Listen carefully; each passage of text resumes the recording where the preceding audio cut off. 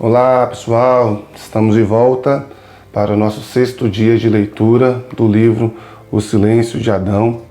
Nós estamos no capítulo 1 com o tema Uma Visão para os Homens e hoje daremos sequência. Sou o pastor Patrick Ribeiro e convido você a nos acompanhar clicando no link de curtir e compartilhando este material para outros homens. Ron fazia parte de um grupo de homens de sua igreja, que se reunia semanalmente, bem de manhãzinha.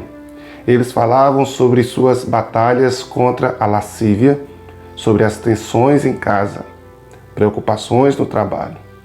Eles oravam e cantavam juntos, se abraçavam e às vezes choravam juntos, prestando contas mutuamente sobre o que estava acontecendo em suas vidas.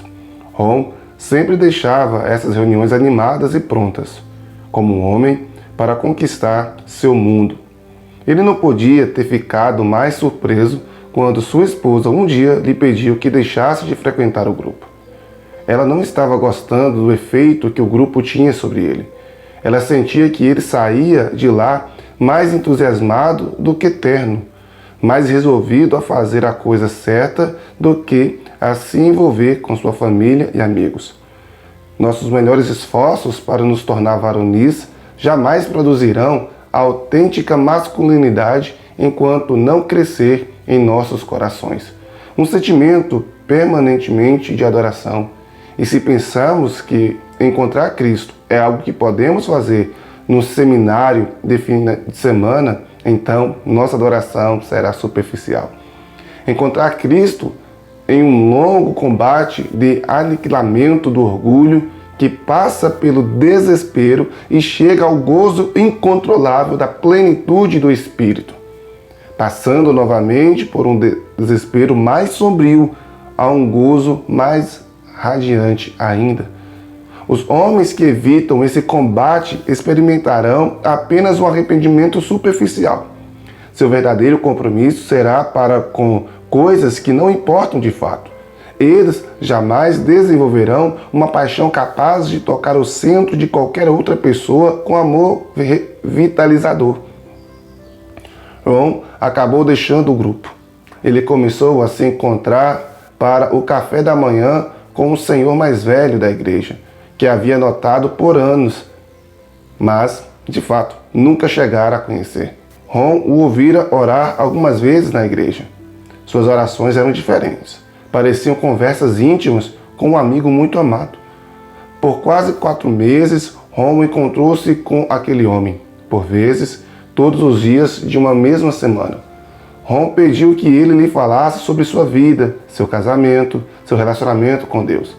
Aquele senhor sempre levava a sua Bíblia e muitas vezes a abria com o entusiasmo de um avô tirando as fotos do primeiro neto. Quando aquele senhor não pôde mais participar desses encontros, a esposa de Ron ficou desapontada. Homens que aprendem a estar mais fascinados com Cristo do que consigo mesmos se tornarão homens autênticos dos nossos dias. Uau! Os homens desta geração precisam aprender a considerar o preço de seguir a Cristo. O custo é fácil de calcular. Tudo o que temos. Nós precisamos sentir o vazio de nossas almas até que nenhum custo pareça alto demais se nos levar a um contato com Ele. Precisamos resistir à influência da cultura cristã que valoriza a autodescoberta e a autossatisfação acima de nosso total entrega a Deus. Em suma, precisamos estar mais preocupados em conhecer a Cristo do que nos encontrar. Se tudo isto de fato acontecer, então daqui a 30 anos, mais crianças talvez descubram na geração mais velha um maior número de exemplos de homens piedosos, varonis. Talvez elas sejam levadas a buscar a Deus de todo o seu coração e alma, movidas pela poderosa coerência e amor não ameaçador que vem em nós. Eu tenho um sonho. Somente o tempo dirá se ele realmente é de Deus. Eu acho que sim. Meu sonho realmente bem simples. A olhar 30 anos no futuro, vejo alguns grupos espalhados aqui e ali, através do cenário cristão. nos quais caráter piedoso e sabedoria espiritual serão mais prestigiados do que diplomas e habilidades, e mais valorizados do que realização e competência. Vejo uma comunidade de pessoas que lutam, atormentadas por todos os males advindos de viver no mundo que nunca fomos projetados para suportar, batalhando contra inclinações e impulsos que nunca foi intencionado que sentíssemos. Vejo pessoas cujos casamentos são terríveis, cujos filhos despedaçaram sua esperança de uma família feliz, cujas emoções estão descontroladas, que passam noites horrivelmente longas aterrorizadas por abuso indizível na infância, que sentem tão magoadas pela rejeição que têm a impressão de que seus corações estão sendo arrancados fora do peito, que se odeiam por causa dos impulsos sexualmente pervertidos que devastam o seu íntimo, que chegam perto de desistir de toda esperança sob o peso da infinita solidão. Em meu sonho, vejo essas pessoas fazendo algo que muito poucos estão fazendo hoje na vida real. Eu as vejo passando além do consultório que ostenta uma placa anunciando um profissional cujo treinamento garante competência técnica, mas não caráter piedoso. Vejo-as desenvolvendo livros à prateleira da livraria cristã. Os livros cujas sobrecapas prometem falsamente para agora o que somente o céu proverá mais tarde. Vejo-as apanhando um folheto que promove o seminário do qual todo mundo está falando, olhando e depois colocando-o de volta no lugar. Vejo essas pessoas entrarem tropeçando na sala de estar de uma viúva solitária, encaminhando-se para uma lanchonete a fim de passar algumas horas com o viúvo cansado, batendo a porta do escritório onde alguém que está revestido de humildade e ansioso pelo céu espera. Alguém que é desinibidamente fiel ao apontar de maneira calorosa para Cristo.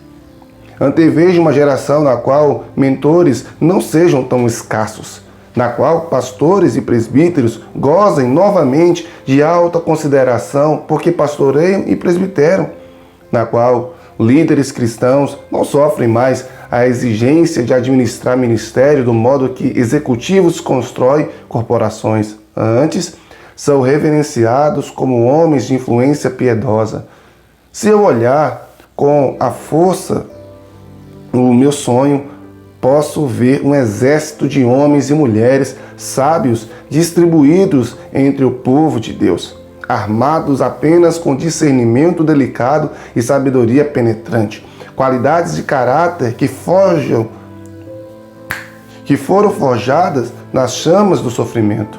São esses os que pagaram um preço que poucos estão dispostos a pagar, e o pagaram continuamente por anos, sem alívio.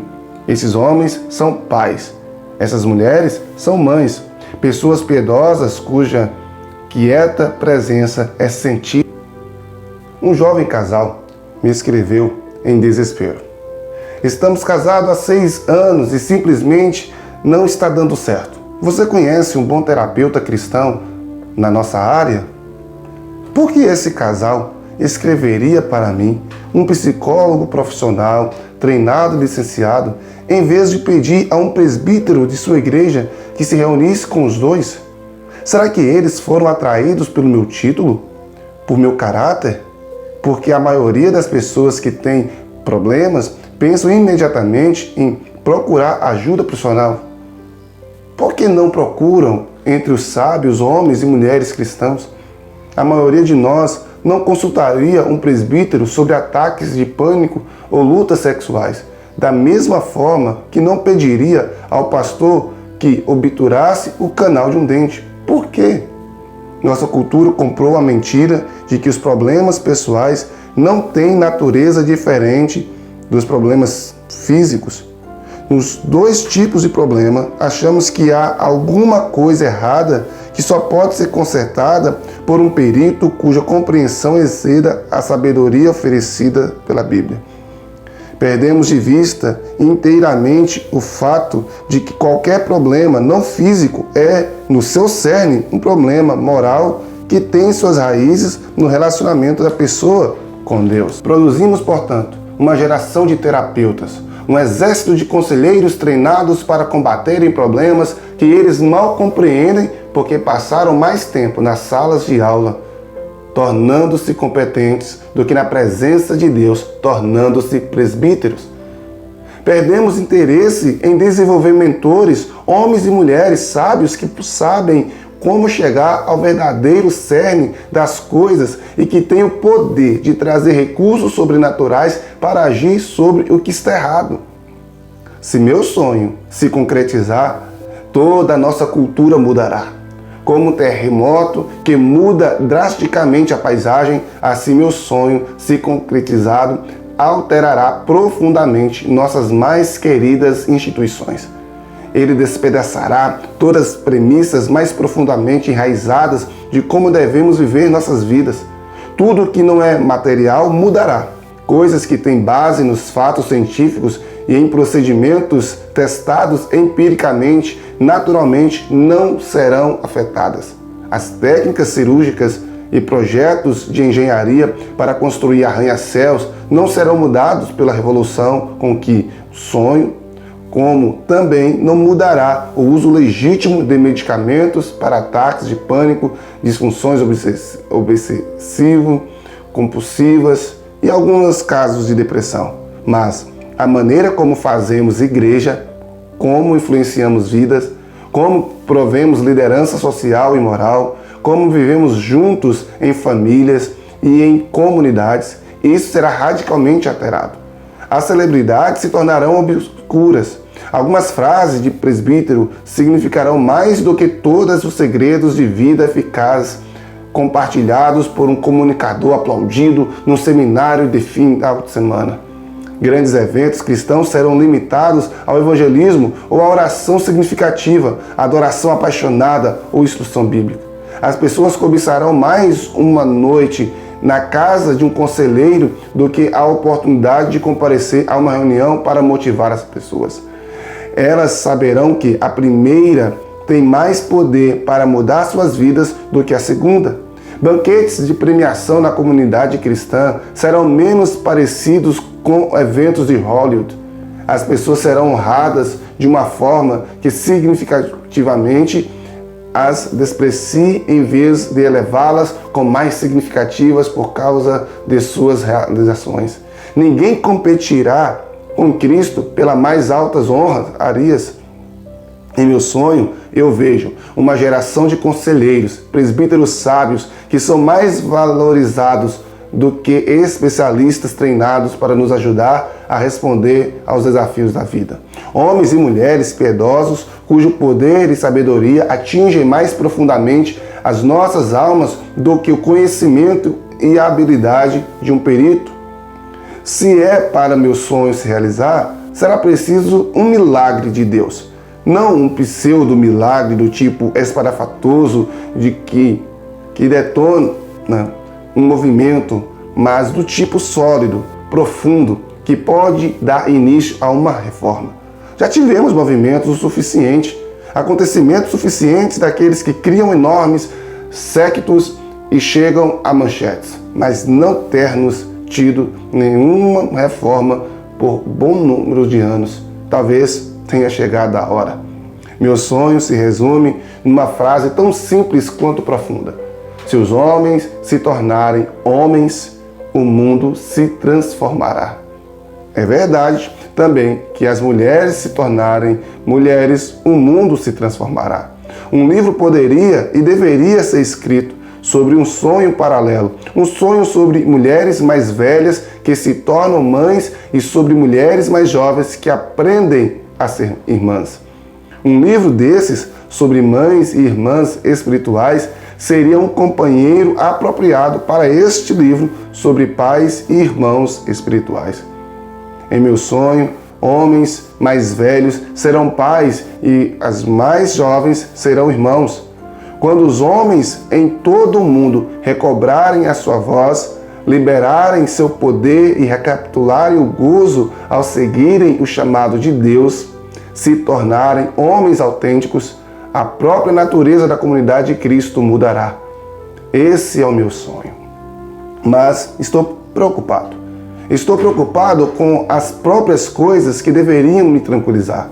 Estou preocupado com a quantidade de atenção que todo este tópico de masculinidade está recebendo.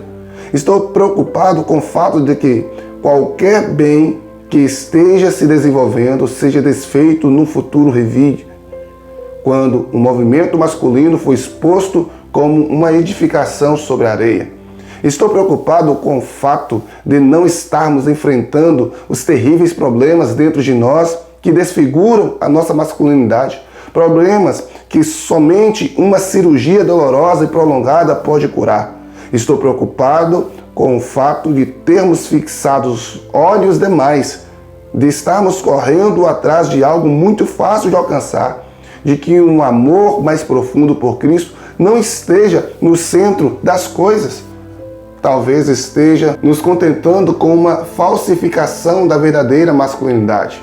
Às vezes, me parece que esta ideia, se tornar um homem de verdade, foi reduzida a uma moda cultural, a um mero movimento acompanhado de elementos de sempre. O entusiasmo de grandes multidões, a esperança de novas fórmulas, a inspiração de palestrantes desafiadores, a determinação de compromissos bradados e as ideias dos gurus de plantão. O que não precisamos é de uma explosão temporária de determinação e paixão. O que de fato precisamos é de reforma, aquela obra de Deus marcada por repetidos ciclos de quebrantamento, arrependimento, perseverança e gozo. Precisamos que Deus nos dê poder para adentrarmos o mistério dos relacionamentos no nível de conexão vitalizadora que o entusiasmo e os lemas jamais podem produzir. Precisamos abandonar-nos a Cristo de uma forma que libere tudo o que o Espírito colocou dentro de nós. Meu Deus!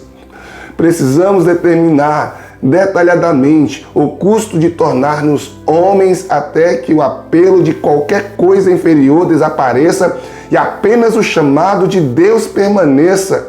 Se for para nos tornarmos uma geração de conselheiros e termos uma cultura cheia de homens de caráter e visão, homens que possam conduzir a próxima geração à verdadeira santidade, então precisamos cuidadosamente considerar como os homens se parecerão quando Cristo neles for formado.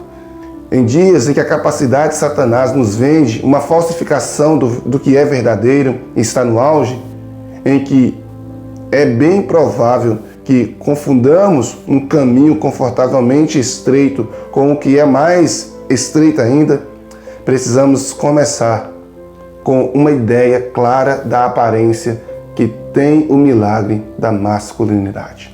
Gente, eu não sei vocês, mas este capítulo, o dia de hoje, foi fantástico e eu quero recomendar que ouça novamente se preciso, principalmente da metade para o final, que foi pancadaria. Eu apanhei demais nesse capítulo e eu espero que o Senhor, da mesma forma que falou ao meu coração, fale ao seu. Que Deus te abençoe e amanhã nós estaremos dando início ao capítulo 2, Homens Viris e Homens Poucos Viris. Tem muita coisa para a gente aprender, então continua ligado com a gente aqui. Deus abençoe. Até amanhã. Paz. Tchau.